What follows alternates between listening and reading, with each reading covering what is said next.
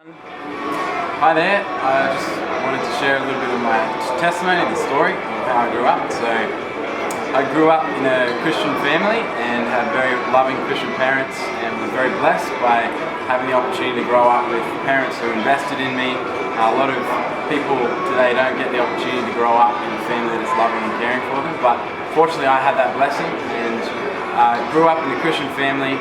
For a long time, kind of going through the motions of Christianity, just knowing what I believed. I grew up in a Seventh Adventist household, and so I knew what the Seventh Adventist Church believed, but I didn't, necessarily know what I personally believed. I just knew what the church as a whole believed, and so I could give theoretical answers.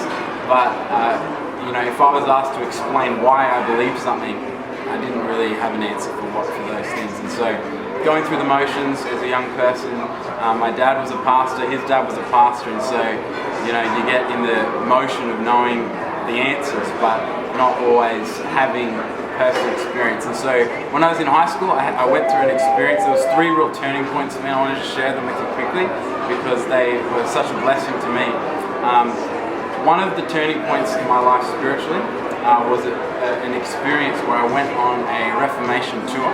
And so I'm just so excited about what happened. I went on this tour, and so there was a whole bunch of old people. I think there was about 40 to 50 year olds going on this tour, and the Reformation tour just went through and explained the history of the Reformers and the way that they lived their lives. People like Martin Luther, John Calvin, John Huss, some of these powerful reformers and people who came before us who gave their lives in many cases for their faith.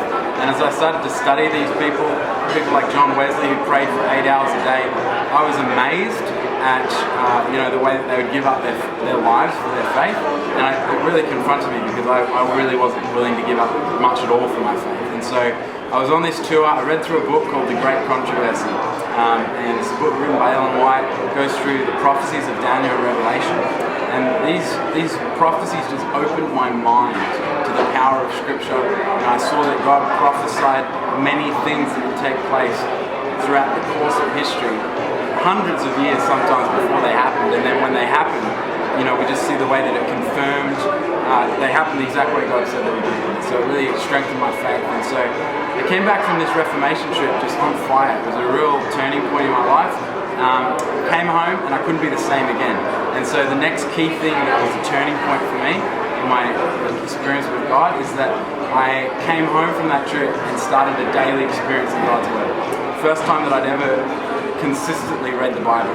And so I just started this experience of reading through the Bible every day, finding for the first time my own personal exploration of my beliefs, what I believed and why I believed them. And so this was probably a year or 2 process where I started to study through what I believed and why I believed it. And that was just such a liberating experience for me growing up. As I said, I'd grown up with a Christian background, but this was a process of a personal exploration, a personal facilitating of why I believed what I believed. And I think that was a very key turning point for me. And then the last turning point that I want to share with you that I can look back on and see how God intervened in my life is that I attended a conference, a youth conference. It was called AYC. It was in Sydney. And there was about 800 to 1,000 young people who paid $200, $300, $400, I can't remember how much it was, dollars to go for this weekend and listen to people preach. And I went to this conference and I heard some powerful preaching. For the first time, I started to really see the intellectual and the heart side of belief in God. God doesn't ask us to just have blind faith, to just stumble along and believe fairy tales, but there's evidence, there's an intellectual capacity. God wants us to love Him with all our heart, mind, and strength. And so I saw this preaching. It was powerfully encouraging to me. There was workshops on how to defend your faith, how to explain your faith, how to share it with others, how to witness to your friends. And I was so encouraged by it. On the Saturday afternoon at this conference, 1,000 young people went out and started going around the community, door knocking, meeting people on the streets, and invited them to attend a afternoon evangelistic program. And I was just amazed that these amount of young people would go out and do that. put themselves in a socially awkward, uncomfortable situation in order to share their faith with someone else. And I was reminded that I really wasn't putting myself out in any way to share my faith with others. And so it was a confronting experience for me, and I saw what these young people were willing to do, and it really woke me up, it shook me up. And so those three things, going on that Reformation tour, reading the book, The Great Controversy, seeing the books of Daniel and Revelation, understanding, the way that God has worked throughout history, having a personal exploration of my beliefs through daily connecting with God through His Word, and then seeing young people engaged in mission, and then myself getting engaged in mission.